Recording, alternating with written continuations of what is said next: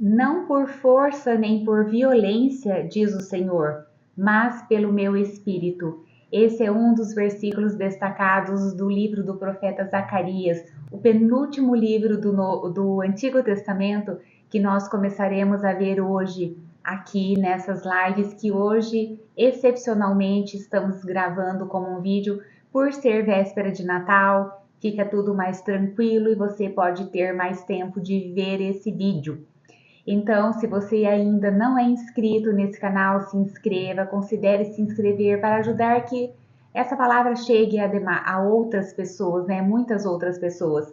E também para que o algoritmo do YouTube entenda que esse conteúdo é relevante, você pode dar um like aqui nesse vídeo, bem como comentar também sobre essa palavra, se ela tem edificado a sua vida.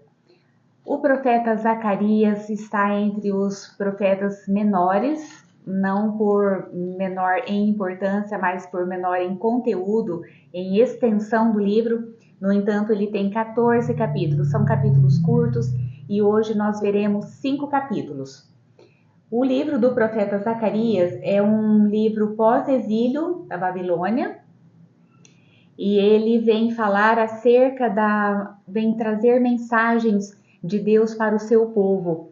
Ele contém 8 visões, 4 mensagens e 2 oráculos. Um dos oráculos nós já vamos ver hoje, que é o oráculo sobre Zorobabel. Zorobabel, que era o governador da província de Judá, já que quando os judeus foram levados cativos para a Babilônia, nesse retorno, eles não voltaram como nação independente com o seu próprio rei. Eles voltaram sendo vassalos da Babilônia. Então, Zorobabel, ele era um governador apenas e ele prestava, serviço, ele precisava dar conta de todas as coisas relativas à gerência ali, da liderança de Judá para o rei da Babilônia, que nessa época era o Ciro ou Dario. Ciro foi o Medo-Persa, que derrubou a Babilônia, derrubou o poder da Babilônia e também libertou os cativos. Ciro foi profetizado 250 anos antes do seu nascimento. Deus, já por meio de um dos profetas, já indicou que Ciro seria o libertador dos judeus. E depois já foram assumindo outros reis, e aqui essa profecia é durante o reinado de Dario. Então vamos lá. Ponto 1. A palavra de Deus permanece de geração em geração.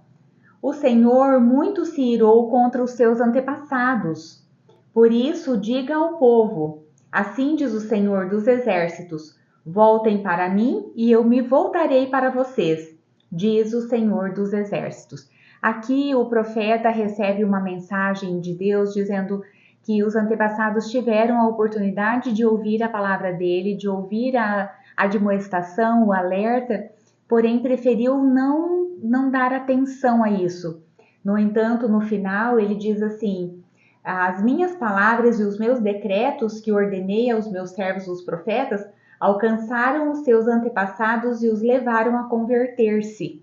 Então o povo não deu ouvidos, porém, quando o juízo de Deus veio sobre a nação de Judá, os antepassados do profeta disseram: olha, bem que nós fomos avisados, bem que os profetas nos avisaram e nós não demos atenção a isso.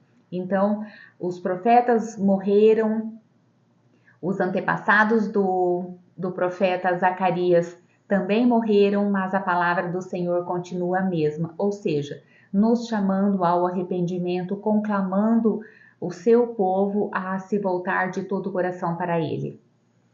Ponto 2, começam as visões de Zacarias. Aí a primeira visão é de cavalos, os cavalos, e também vai falar da reconstrução do templo. Zacarias conta assim: vi um homem montado em um cavalo vermelho. Ele estava parado entre as murtas em um desfiladeiro. Atrás dele havia cavalos vermelhos, marrons e brancos. E ele pergunta esses cavalos quem são. E o anjo que estava falando com ele disse: olha, esses cavalos foram os que foram percorrer a terra e a encontraram em paz. E assim eles questionam a Deus, por que ainda, já que está tudo em paz, o Senhor dos exércitos não está agindo com misericórdia para com Israel, para com Judá?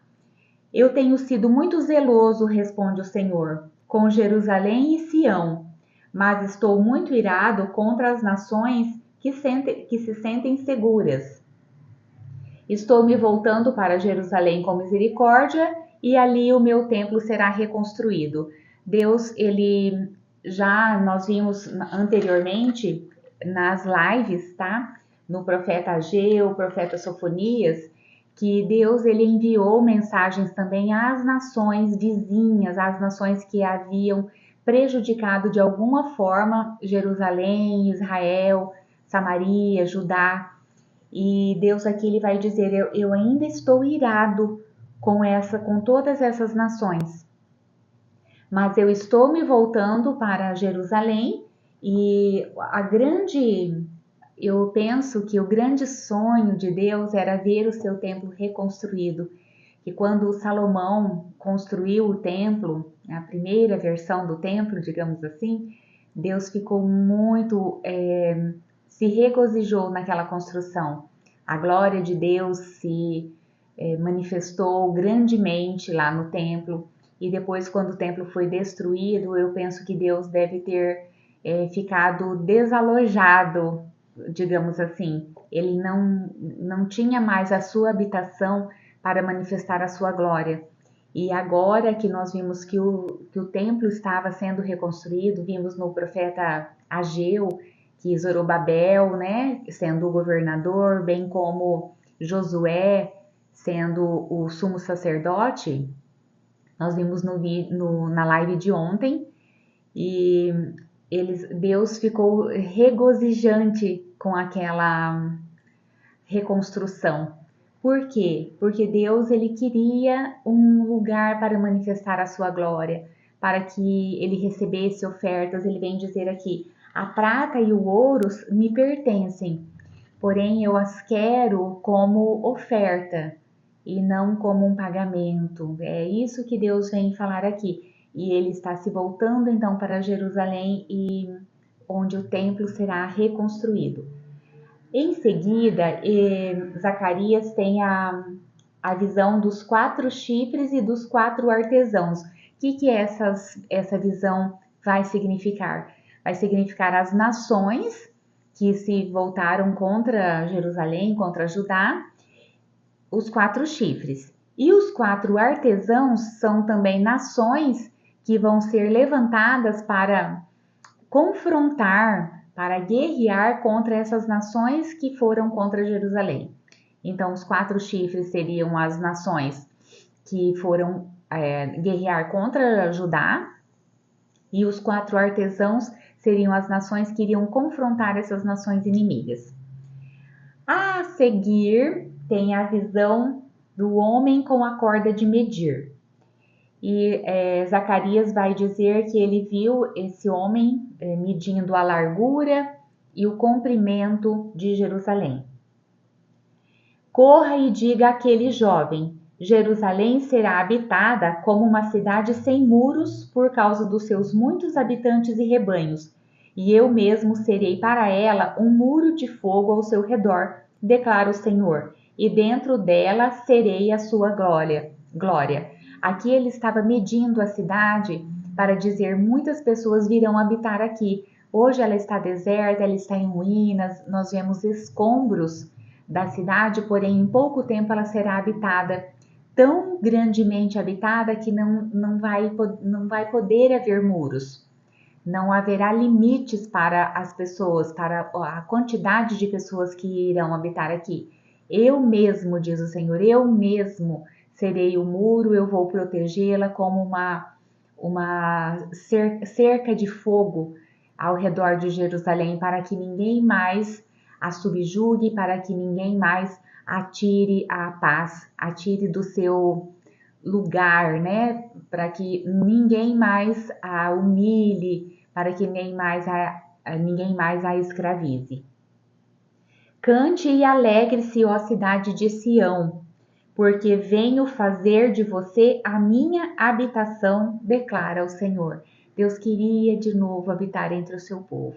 Deus queria novamente estar no meio ali da sua assembleia, habitando no templo, o templo que foi construído com tanto zelo por Salomão, todo revestido de ouro, com tantos detalhes que artesãos de todas as nações mais poderosas ajudaram a construir.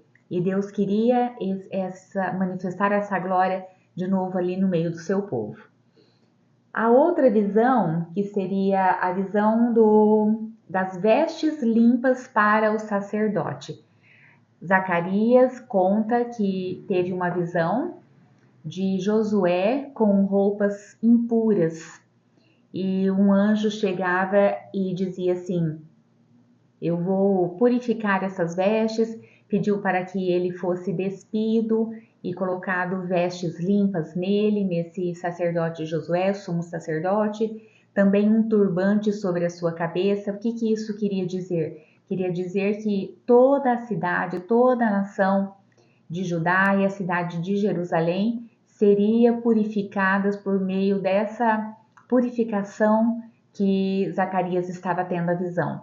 Por meio de vestes, sendo vestes puras, limpas, sendo vestidas no sumo sacerdote, lembrando que o sumo sacerdote representa toda a nação, representa o poder religioso, a liderança religiosa da nação de Israel, purificando esse sumo sacerdote, automaticamente, simbolicamente, toda a nação estaria também sendo purificada. Essa foi a outra visão que Zacarias teve. E na sequência, Deus vai dizer assim: ouça bem, sumo sacerdote Josué e seus companheiros sentados diante de você, homens que simbolizam coisas que virão. Trarei o meu servo, o renovo. Quem é esse servo, o renovo? O próprio Messias. Aqui já é uma visão histórica, né, por conta das coisas que está falando, da purificação, porque eles estiveram exilados em uma nação pagã, estão voltando para a sua nação, então precisam dessa purificação. Porém, esse renovo já aponta para o Messias, já aponta para a própria vinda de Jesus. Vejam a pedra que coloquei na frente de Josué. Naquele dia, declara o Senhor dos Exércitos, cada um de vocês convidará seu próximo para assentar-se debaixo da sua videira e debaixo da sua figueira. Nós temos visto isso durante as profecias aqui dos profetas menores, que Deus ele está prometendo que cada pessoa da nação de Israel, da nação de Judá, terá prosperidade. Quando fala de assentar-se sob, aqui, né, debaixo da sua videira e debaixo da sua figueira, quer dizer, é o seu lugar, é o lugar que você construiu, o lugar que você plantou, o lugar que você herdou, esse lugar só seu. Isso diz sobre prosperidade. E quando esse renovo vier, cada um de nós teremos a nossa prosperidade, que penso eu, Isa, que é a promessa da vida eterna. Só em Jesus nós podemos ter essa vida eterna, só em Jesus nós podemos ter a salvação das nossas almas. Fora dele é perdição, fora dele é morte, fora dele é ruína. Somente em Jesus teremos a sombra da nossa figueira, a sombra da nossa videira para todo o sempre. E é essa a promessa de Deus com essa visão de Zacarias. Na próxima visão vai ser a visão do candelabro de ouro e das duas oliveiras. Zacarias vai ver um candelabro com duas oliveiras do lado, porém ele não compreende essa visão. E na sequência, o próprio anjo vai explicar. Ele diz assim, que as duas oliveiras são os dois homens que foram ungidos para servir ao soberano de toda a terra. Seriam pessoas levantadas que viriam para dar suporte para essa volta do povo a Jerusalém, ou também seriam pessoas que seriam levantadas para profetizar lá. E as lâmpadas desse candelabro de ouro eram os olhos do Senhor, que estariam sobre Jerusalém, que estariam sobre Judá. Então, o candelabro com as 7 lâmpadas significariam os olhos do Senhor sobre Jerusalém, e as 2 oliveiras que Zacarias viu seriam 2 profetas ou 2 homens que Deus levantaria para profetizar ali em Judá. Provavelmente algum outro profeta posterior, ou também aqui se referindo aos evangelistas, nós não sabemos exatamente, os estudiosos não chegaram a um consenso a respeito dessas 2 pessoas. E o primeiro oráculo é o oráculo sobre Zorobabel, que é o governador de Jerusalém, de Judá, e o templo. Diz assim: não por força nem por violência, mas pelo meu espírito, diz o Senhor dos Exércitos. Essa palavra, esse oráculo foi para Zorobabel, porque ele disse que Zorobabel é quem receberia do Espírito a força, o poder de reconstruir o templo. As mãos de Zorobabel colocaram os fundamentos deste templo, suas mãos também terminarão. Quer dizer, esse oráculo vem falar a respeito da reconstrução do templo, que Zorobabel foi quem lançou os fundamentos e também ele seria quem iria finalizar. Pois aqueles que desprezaram o dia das pequenas coisas terão grande alegria ao verem a pedra principal nas mãos de Zorobabel. Eu me emociono com essa palavra porque muitas vezes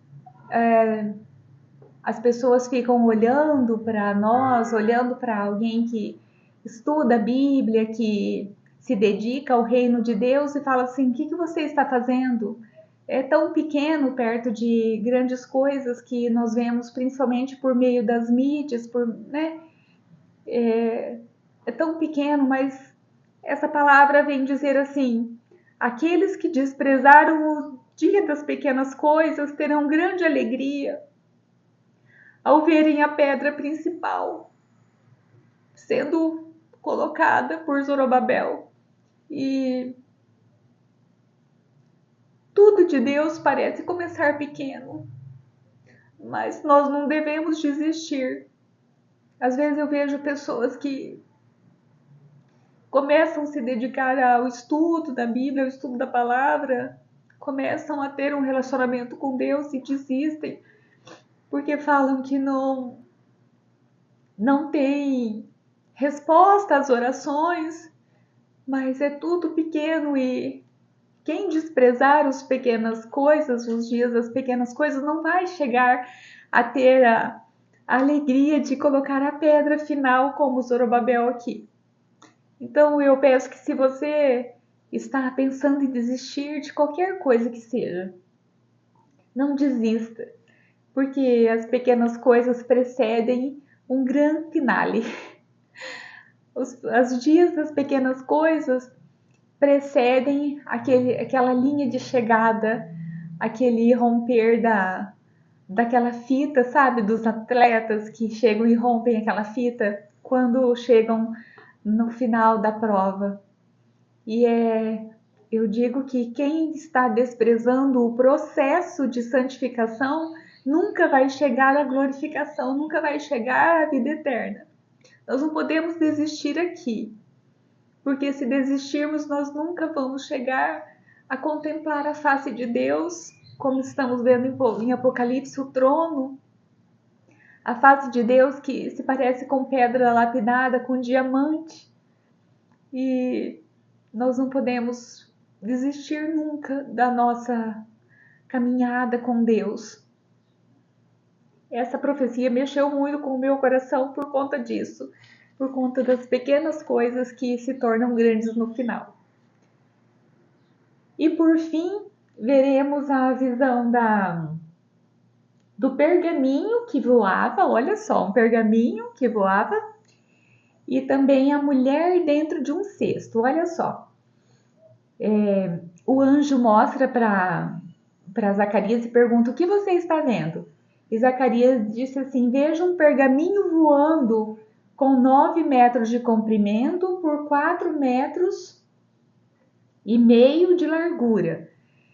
E o anjo vai dizer que esse pergaminho, nele estão escritos as maldições sobre as pessoas, sobre os ladrões e sobre aquele que jura falsamente. São 2 mandamentos da lei de Deus, né? Que é não usar o nome de Deus em vão e também não roubar, entre outros mandamentos. E esse pergaminho aqui, ele vai falar a respeito da grandiosidade da palavra de Deus, o do quão ela está disponível, né? Ela está voando. Ele vê esse pergaminho voando, ele não vê esse pergaminho estático. E isso representa, simboliza a palavra de Deus que iria para tantas nações, que não ia ficar só entre os judeus, que iriam aos gentios. Então essa é o símbolo dessa profecia do pergaminho que voava, já com a lei de Deus, né? Ele cita aqui 2 mandamentos, que vai falar que é sobre os ladrões e sobre a pessoa que jura falsamente, mas que seriam destruídas essas pessoas, mas a visão do pergaminho simboliza a palavra de Deus que chegaria às nações.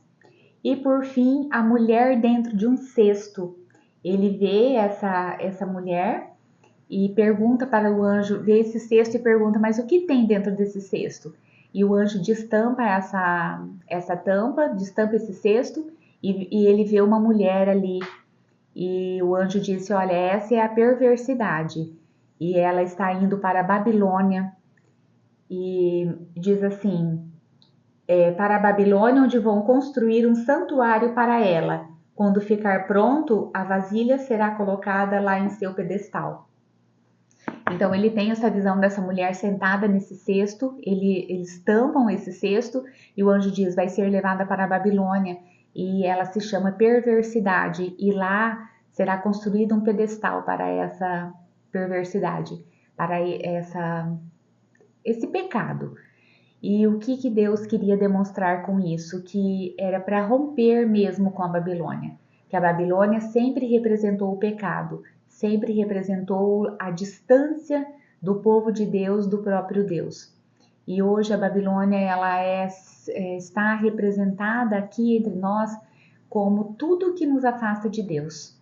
Tudo que nós colocamos num pedestal que tira a glória de Deus, que tira o lugar de Deus. E aqui ele está dizendo, lá na Babilônia isso aqui é colocado como um pedestal. Mas não é para ser assim entre vocês, é para ter uma ruptura com a Babilônia. Nós não devemos ter relacionamento com nada que nos afaste de Deus. Eu sigo um pregador que ele diz assim, vai lá no seu telefone, na sua lista de contatos e pega aquelas pessoas que só atrasam a sua vida e coloca assim, tira o nome dela do contato e coloca atraso, tira o nome dela e coloca assim, distração, tira o contato dela e coloca assim, pessoa errada. E é isso que nós devemos fazer com tudo que nos afasta de Deus. Ou nós estaremos para sempre estarrecidos no mesmo lugar, parados, e nunca vamos contemplar a glória de Deus. Esse foi o vídeo devocional de hoje. Eu convido você que não é inscrito nesse canal ainda a se inscrever, a compartilhar e a dar um like nesse vídeo. E para ajudar o canal Isa Penha Mensagem de Vida a crescer e levar a mais gente a palavra de Deus. Fique aqui que sempre tem vídeo novo aqui no canal, sempre uma mensagem de vida para você. Tchau, até mais!